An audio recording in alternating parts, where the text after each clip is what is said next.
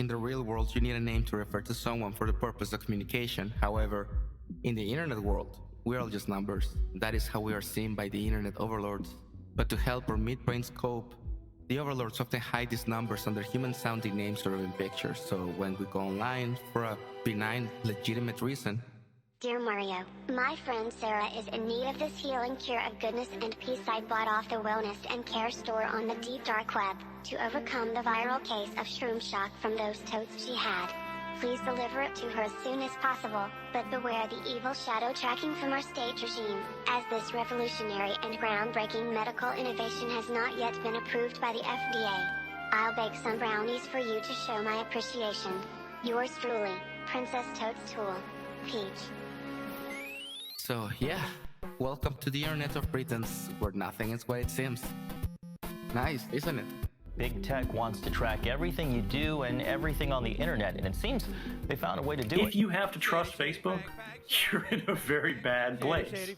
Amazon runs half the internet, so if you have to trust Apple, Google, you're in a bad place. This is literally an artistic visual representation to help us build a framework of how it all works in our mind. One that counteracts the one implanted in our heads by marketing before. Every well-established registrar compounds to what is known as the ClearNet. It's held publicly available, overly locked, and increasingly more and more restrictive by the day. However, you don't need Google's permission to deploy a server, and most are not listed. And those are what conforms the deep dark web. Some could even be called alternative internets, given that they use completely different protocols like the Tor network, the I2P anonymous network, ZeroNet, Freenet, you name it. But getting into any internet at all works differently than you may think in the first place. It makes sense that if you go to your browser and you type in facebook.com, boom, you go to Facebook and that's it. It ain't so.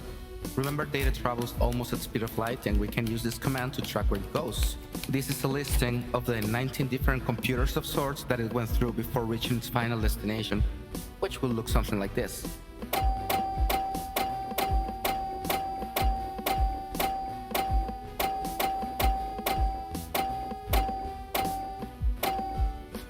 When you use Facebook, you are not their customer, you are their product.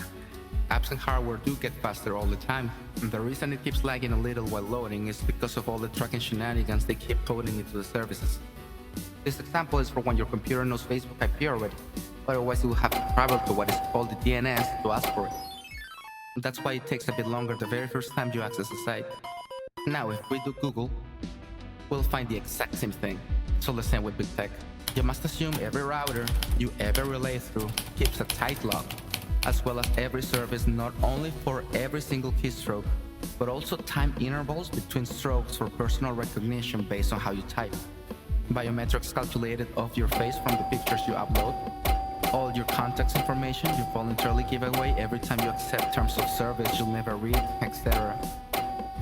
This is largely driven today is through data collection. Companies should not be able to retain records about people's private lives for longer than is absolutely necessary for the accomplishment of their business purpose. It's fine to hold records for this period or that period to complete an order, to complete a transaction. But they don't need them a year later, they don't need them 5 years later, and they certainly don't need them going back to 1987. Which is how long AT&T holds records of our telephone communications. Absolutely nothing can be done about that. Records are necessary to perform a service's operations, and nobody can make sure they will delete anything. Why would they? You must understand you are on your own, and that is okay. It's an information battlefield, but you still own the goodies of your future everyday activities. At least for now, your personal data is used only as badges along with everybody else's and fed to algorithms. The market has no interest in either sins or crimes. Nothing lasts forever though. All you need to understand is how it starts with you using any device and sending some info out through your router, which connects to your internet service provider. Then you ask it to forward you to wherever you want to go. That's how they know what you do. Your ID is attached to your billing information, which is in turn attached to the doorman that orders your cab for you. So if you ever dare to visit a no-no site,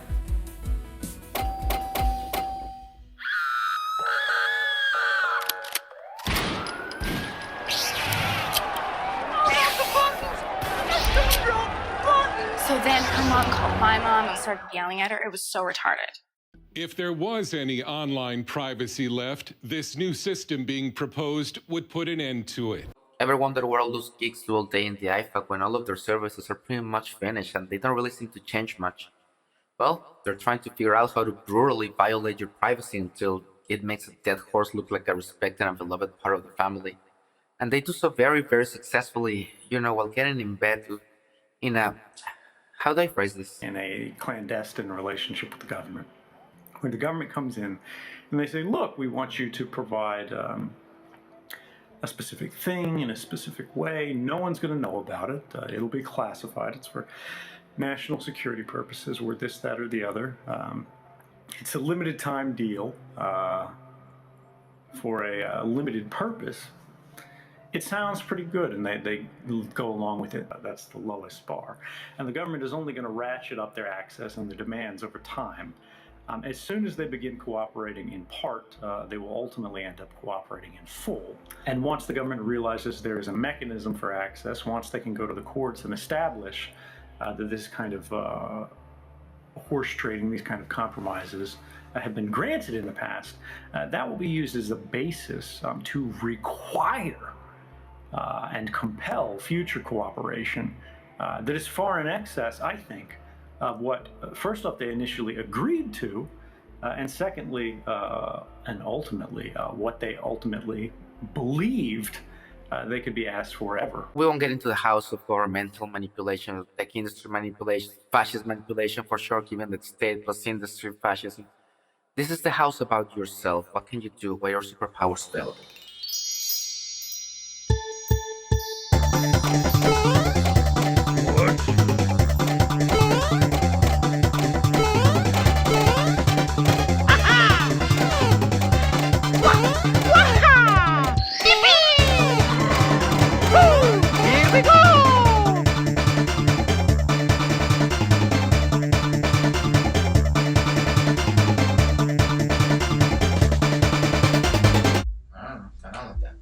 The thing is that when you do anything without a VPN, all your traffic goes directly into your ISP server and then on from there, but they don't really need to know what your traffic is or where it's heading to. So when you use a VPN, you download its app onto your computer, so every time you create something, it gets immediately encrypted before it's exposed to any networks. That way, it can bypass your ISP's monitoring and then go straight into the VPN server where it gets encrypted and then sent on to its original destination far away from your ISP's reach.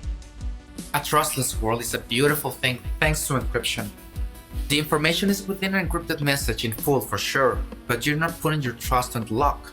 You just know that the authorities are not capable of deciphering it. Although the perfect data protection does not exist, it's a game of probabilities. The goal of encryption is to garble data in such a way that no one who has the data can read it unless they're the intended recipient. And the encryption of pretty much all private information sent over the internet relies immensely on one numerical phenomenon.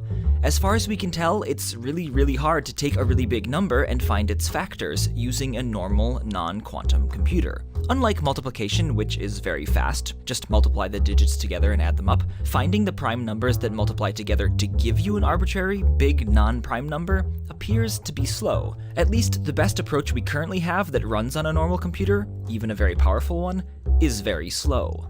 Like, to find the factors of this number, it took 2,000 years of computer processor time.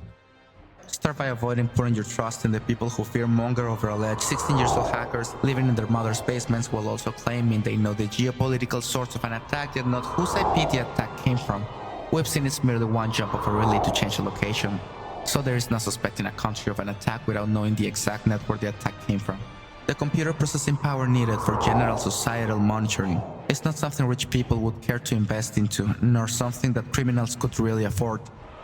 Only those with the budgets to buy literal army-like arsenals of hacking equipment with money that isn't theirs could profit from investing into getting effectively laundered money in return that they can now claim as their own.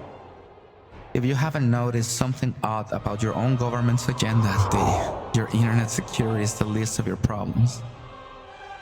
The online world is being taken over by legislative means this second, with the same old excuses of hate speech, threats, danger, all nebulous monsters under the bed.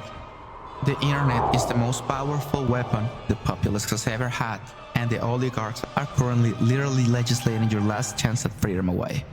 It's not satanic, murderous, baby-killing terrorists online they are worried about. It's you, the unwatched masses. So, encryption. The kind of encryption we're talking about garbles or locks messages using a large number in such a way that decrypting or unlocking the data requires knowing the factors of that number. If somebody doesn't have the factors, either they can't decrypt the data, or they have to spend a really, really long time or a huge amount of investment in computing resources finding the factors. Our current best methods essentially just guess a number that might be a factor and check if it is.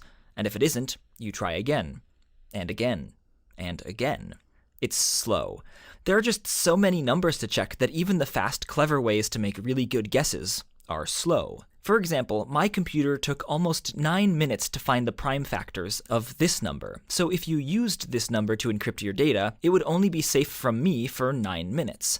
If, on the other hand, you used a number like the one that took 2,000 years of computer processor time to factor, your data would definitely be safe from me and my laptop, but not from somebody with access to a server farm. This is similar to how putting a lock on your door and bars on your windows doesn't guarantee that you won't have stuff stolen from your house, but does make it take more time and more work. And that is the key. Put into perspective, there's over 300 million people in the US alone. And yes, every one of their 7 devices in average is constantly streaming a seemingly infinite amount of information non-stop all the time.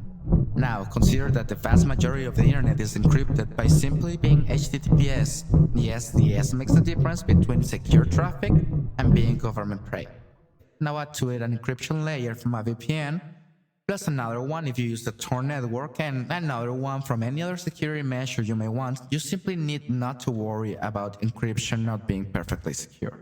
Let's be real, it would not be worth investment of deciphering your everyday stuff, so they won't. It would take a very serious suspicion of a very specific set of packages of yours in order for them to go after you this way. Which leads us to the very real vulnerability in the whole technological infrastructure. Sheeple. Do you want to do a sample phishing call? What's phishing? Phishing is voice elicitation, and basically what you do is you use the phone to extract information or data points that can be used in a later attack. Let's do it. Okay. Who are you going to call? Maybe I'll call your cell phone provider and Okay. see if I can get them to give me your email address. I bet they're good. I bet they have my back. But yeah, go for it. I'm going to spoof from your number, so it's going to look like it's calling from you. Okay. Hi, I'm so sorry. Can you hear me okay? My baby, I'm sorry.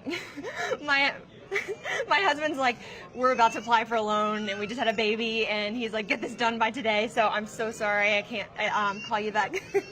I'm trying to log into our account for uses information and I can't remember what email address we used to log the account. The baby's crying and can you help me? Awesome.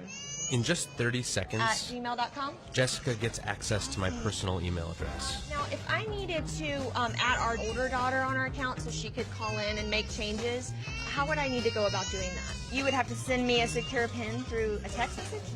Yeah, well, the thing is, I don't think I'll be able to receive a text message if I'm on the phone. Shh. Oh, I'm not on there either? So I thought when we got married, he added me to the account. Jess uses my girlfriend's name and a fake social security number 5127. to set up her own personal access to my account. Wait, I'm sorry, so there's no password on my account right now? Can I set that up? She even gets the support person to change my password. Thank you so much for your help today. So she just basically blocked me out of my own account. I'll get her fed after this. All right, thank you. The best way to go on monitor is to be off-grid. Going after the most popular service with the most number of users is the most cost-effective way to go about it, so don't follow the herd. If your mom has even ever heard of the name of an app, it's definitely been targeted. Some lame, easy-to-swallow analogies to some of those technologies would be like teleportation for Tor, as it takes a route away from your ISP's gateway through other people's routers until it finds its way to its destination. Yes, Mr. White Hat Hacker is an extremely extreme simplification to the extreme and pleasing the public today. Moving on. Nothing can beat P2P technologies, as direct connections through peers is the only way to ensure there are no middlemen. nobody even needs to know about.